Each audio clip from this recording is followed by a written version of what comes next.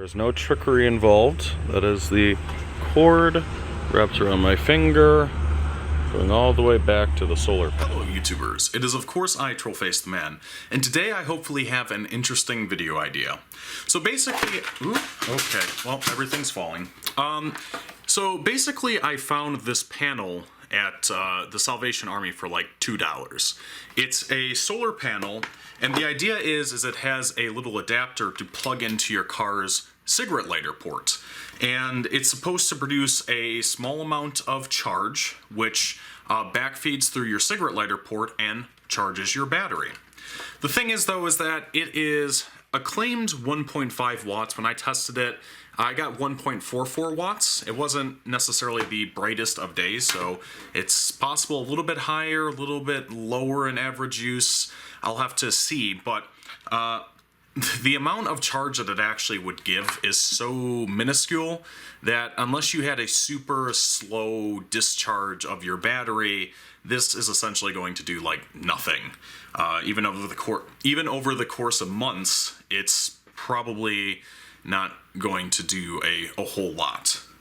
But I had an idea, which is I got this for like $2. Why not make it into something that I can use? Maybe like a emergency battery charger for lithium batteries or a phone charger. And I figured that that could make for an interesting video. So I originally had a plan. I had picked up, it was like 10 of these for I think like $10. So basically $1 a chip. They are these little 12 volt 24 volt input to 5 volt, I believe 2 amp output USB modules. They're essentially the same thing you would get out of a little 12 volt cigarette lighter adapter for in your vehicle. You could probably take apart a little cigarette lighter adapter and essentially get this out of it and use it too in place. But I got these online for pretty cheap. I will, by the way, link this and some other things I use in the video in the description below if you want to buy it yourself. But anyways, I was originally planning on just cutting this wire and plugging it into this module and that being done with it. But then I thought, you know, that's stupid. Why would I do that? Because one of the things about this is if I just cut it and I attach it to the USB module directly, then I'm losing the potential functionality of a very slow trickle charge with a battery. That might come in handy in some situations. So I thought I can keep the functionality by interjecting some connectors like this in between. That I can use the USB where I want to, and I can use the little backwards charger adapter for a vehicle if I want to. And again, another thing I forgot to mention is this is supposed to go like on your windshield in your car or something. Your windows are going to filter out a lot of the potential energy of the light, and if your windows are tinted, good luck trying to get something very usable. But anyways, so these little quick connectors are pretty cool. They just have a little screw terminal. I'll link these below in the description too if I can find them again. They have these little screw terminals that I can just stick the wire in and then screw it in, but I will need at least a little bit of soldering for this chip itself, which we'll get into in just a second. Okay, so first things first, pretty simple process of cutting this wire. And you can see there is a small amount of power being generated because this light is blinking. If I flip over the panel, nothing. Flip it back over, it's blinking. So it is picking up some residual light, or some residual power just from the light in this room, which is not too bad. I'm gonna cut this wire. There we go. Now, in general, I do believe that if you look here, I'm gonna zoom in. There are two colors of wire here. One is this white one and the other one is black. I do believe usually the one with the white stripe is supposed to be positive and the one that is not is supposed to be negative or neutral or ground or whatever. I'm going to use a cool little thing here to hopefully strip this, which is an auto stripper. Again, I will link this in the description if I can, but you just put the wire in there like that and oh, look at that. Isn't that cool? I love that. And again, just put the wire in there and... Oop, it didn't grab it that time. There we go. I got it that time. So just to be safe, I do want to test the polarity before I connect up the terminals. So I turn this on to volts, touch the positive to the white stripe wire and the negative to this one. We can see we're getting 9 basically 10 volts right now, and it is the right orientation. So that means we can continue with the next step. I'm going to put the female connector onto, and these are just called barrel connectors, put the female connector onto the solar panel. These are also amazing, by the way. One of the better investments that I've made is getting a precision screwdriver set, because they are useful for so many things. Put on a bit off camera here. I'm trying to get it out. There we go. And then these just have these,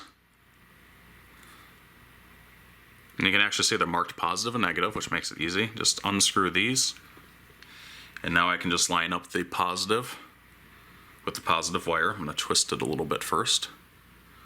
I'm just going to zoom out just a little bit, help the camera focus better. Shove that in there, and I'm going to clamp it down. There we go. And then for the same for this side, I'm going to twist the wire first, and then I'm just going to clamp it down. This is actually a decently strong connection. You can pull on it a little bit. If the connection was made good, then I should be able to plug this other connector in, like so, and then probe it and see a voltage. And you can see we actually getting 12 volts, must be a better connection. So 12.6 volts, even with the solar panel partially obstructed. Now remember, it's not the voltage that matters necessarily, it's the voltage and the amperage that it puts out, which is the wattage, and you will see the voltage drop in proportional to the load that you have on it. So we can do the same for this little connector here. You know, honestly, because when I pull these apart, they're fairly corroded. I assume that this might have had some type of attachment before that you could swap given this, but because they're fairly corroded and nasty, I'm just going to cut those off. I'm just going to circumvent these altogether. The reason being is that the corrosion here might cause the voltage to drop. I could use those connectors for something else later on, which I might, but at least for this, I'm just going to now connect this part directly to the barrel connector, the male barrel connector now. And we're just going to do a little bit of stripping here. Just like that. Just like that. Get a little bit more on that side. Oops, don't want to. It's kind of hard to do this stuff while on camera. Take these wires, twist them, and insert it into the male barrel connector. Again, lining up the positive with the positive and the negative with the negative. So I'll just jump forward for that one. And if this thing works still, I should be able to plug this in and it should light up. Hey, look at that. See that? And it actually looks like, to me at least, that it's lighting significantly brighter than before. And I bet you, ooh, okay, that was the camera. I bet you that it's because this connection, I can't even hardly get it apart. This connection before was so corroded that it was making for a very high resistance contact. So I expect that this actually will perform better now, hopefully. So now moving on to the little circuit board. I'm going to remove the solar panel from view for right now while we decide on what to do with this little thing. It is just this tiny little circuit board. If you look very closely, there is a negative on this side and there's a positive on this side. I'm trying to avoid zooming in too far in because I usually seem to do that. and I tested this is reverse polarity protected, which is important because with solar panels, it might not be so significant for this load, but if we had a solar panel trying to charge a battery, the solar panel can actually draw energy back into it while it's not producing power, and reverse polarity protection will just make sure that the energy can only flow out and not back into the panel. So this already does have reverse polarity protection. That was something I had checked. So what we're going to need to do is we're going to need to put some wires through these holes and then solder them and then connect those wires to this barrel connector. I have this nice spool of 22 gauge wire, 300 foot of it. I found it in the trash right down the street. So I'm going to use this. That'll be perfect for that. I'm going to get my solder station ready and then we'll move on to doing that. Okay, so I have a secondary camera set up here down below. So hopefully you can see what I'm doing a little bit better. You can see that there is the negative on this side and the positive on this side. So I already stripped this. You guys know how to strip a wire, I'm assuming. I'm going to use the purple as my negative here, and I'm just going to bend that wire down, kind of hook it in place. Then I'll use my positive, this blue wire here for my positive. I'm going to bend it down a little bit, hook it in place. Again, this is a lot harder when trying to do everything on camera. And I'm using a little strand of solder dipped in some flux, my soldering station in the background. Try not to obstruct your view.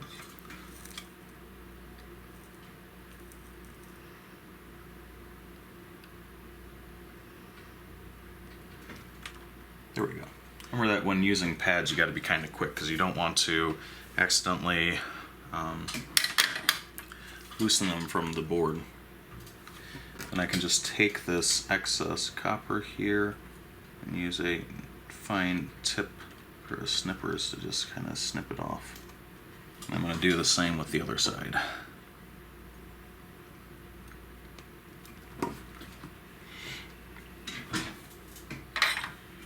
I probably should have pre-tinned the wire here though. That probably would have helped. Be careful because there's a resistor right here that I don't want to accidentally desolder. There we go. I'm just gonna a little extra heat just to help it flow out, and we should be good. Now I'm gonna snip, and for the end now we just gotta correspond the right polarities. So we have purple for the negative, blue for the positive. So just line them up on here and then tighten down. Get a little strippy strip. Strippy strip. And then purple is negative. Okay.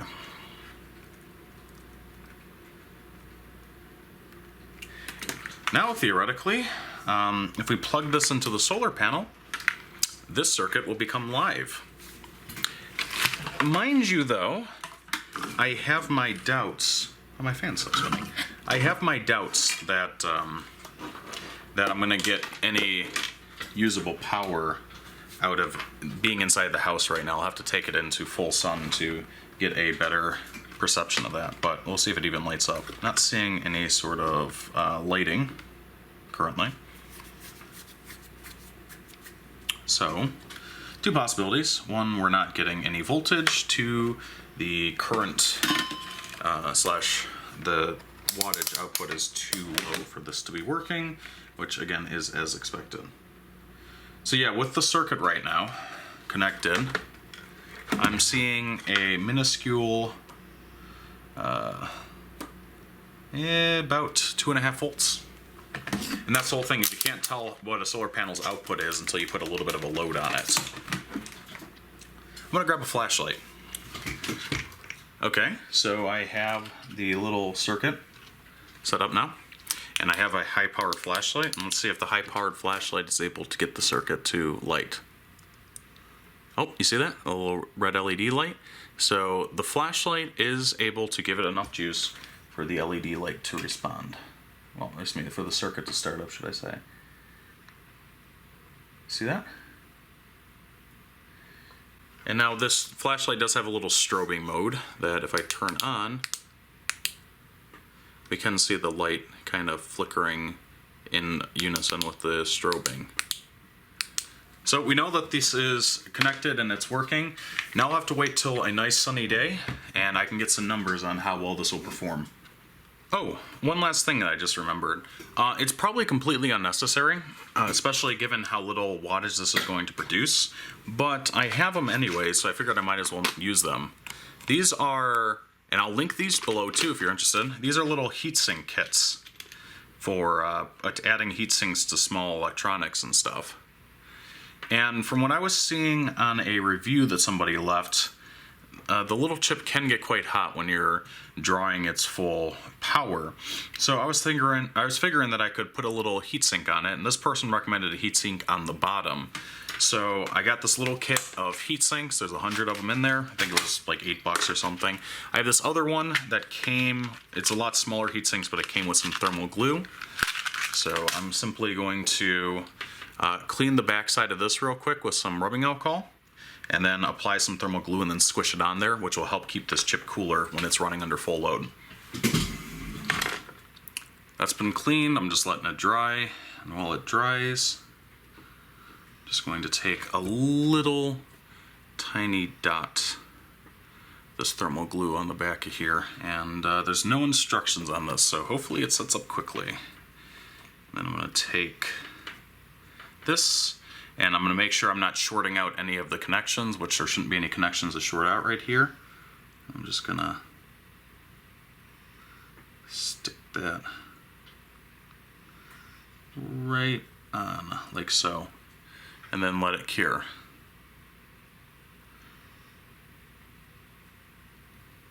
Yep. Okay, I'm out in the sun right now. It's decently sunny. We got some cloud cover that comes back and forward, but I'm getting 5 volts at about 0.17 amps. You can see that that is plugged directly in to the solar panel. So that doesn't come out to a whole lot. It comes out to about 0.85 watts. Thing is though, is that this does not actually tell you the power used to run the circuitry. You can see that it's going unstable right now. I've been able to get up to 0.18 amps. It's not telling you what is used to run the circuitry, but I'm assuming that it's probably about a watt total that after conversion we're getting. So we're losing about a half a watt's worth of power, which we have rectification in the diodes, we have the actual conversion process and stuff. So it's not surprising that we're going to be losing something, but at least during full sun right now, I can stably on this thing achieve 5.05, 5.06 volts at 0.17 amps.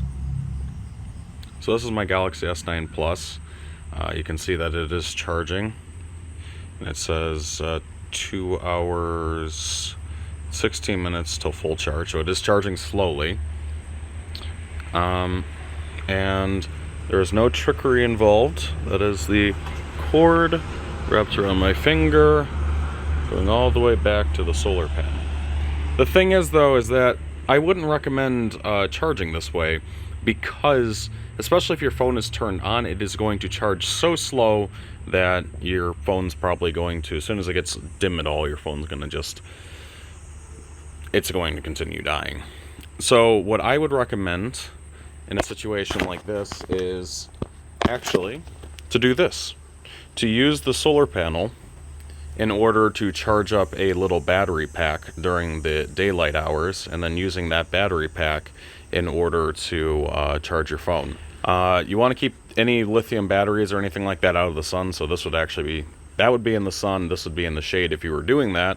But theoretically, on a full sunny day that you would have, like, you know, just full sun pretty much all day, use it to charge a battery. You probably can extend most phones, get about a day's worth of battery life out of it from a panel like this. Most phones we have currently are about 8 to 12 watt hours, meaning that if this was generating, you know, say about 1 watt for 8 hours, we would be able to charge a smaller battery in one day. Bigger phone, not so much. But one of the things this is exceptionally useful for, so I have my headset right here, and we're going to lose power here in a second because it's getting so cloudy.